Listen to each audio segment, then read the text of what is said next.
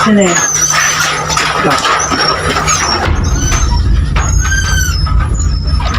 Sabi nila may multo daw rito eh. Kaya hanapin namin.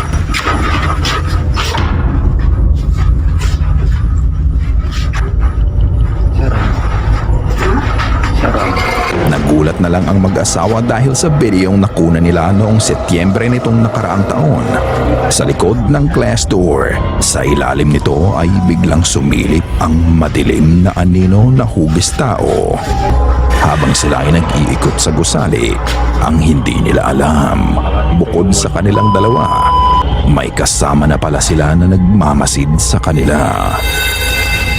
Pagpasok ng dalawa sa isang parte ng gusali, pagharap ng camera sa kanan, makikita mo ang isang lalaki ang nakatingin sa kanila mula sa isang kuharto. Ito ay bahagya lang nakasilip at nakamasid lamang sa kanila. Ang nakakapagtaka, hindi nakita ng dalawa ang imahe dahil wala silang naging reaction dito at patuloy pa din sila sa ginagawa nila. Nang puntahan nila ang parte ng gusali kung saan sumilip ang lalaki, ito ay tila naglaho na.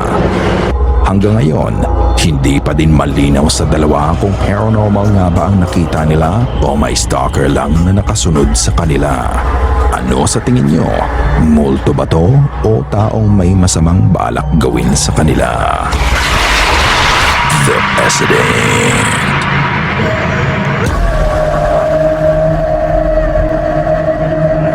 Nakalak siya pero hindi nakasentro kanina. Yung doon nakashoot ba? Parang kaiba kasi ng pakiramdam ko ba? Yan ako rin kanina. Ha? Ako rin. Di ba nagsasabi ka nga sa akin?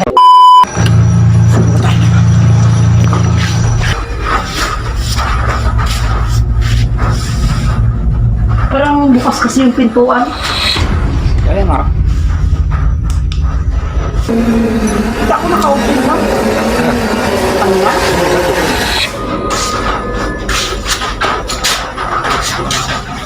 Oh? Oh. Bubuksan talaga? Bismillahirrahmanirrahim. Grabe yung kalbo. Alam mo. Bismillahirrahmanirrahim. Yun na.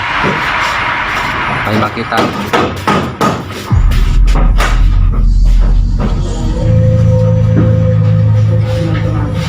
Bismillahirrahmanirrahim.